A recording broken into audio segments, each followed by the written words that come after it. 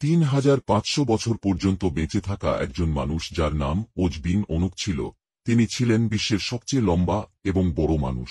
যখন তিনি সমুদ্রে দাঁড়াতেন তখন পানির স্তর তার গোড়ালির কাছে পৌঁছাত।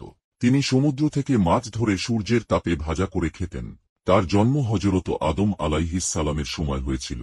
যখন নূহের প্রবল ঝড় এল তখন নৌকায় থাকা মানুষদের পাশাপাশি শুধুমাত্র ওজ বিন অনুকই একমাত্র মানুষ ছিলেন যিনি বেঁচে ছিলেন। এর কারণ ছিল, যখন হযরত নূহ আলাইহিস সালাম নৌকা তৈরি করছিলেন তখন তিনি শাম অঞ্চল থেকে সাগওয়ান কাঠ এনে দিয়েছিলেন। এই কারণে আল্লাহ তাঁকে নূহের ঝড়েও রক্ষা করেছিলেন। হযরত আদম আলাইহিস সালাম থেকে হযরত মূসা আলাইহিস সালামের সময় পর্যন্ত, অর্থাৎ পুরো 3500 বছর বাঁচলেন। কিন্তু যখন তার অত্যাচার বৃদ্ধি পেতে থাকল তখন আল্লাহর পক্ষ থেকে তাকে শাস্তি দেওয়ার আদেশ এল।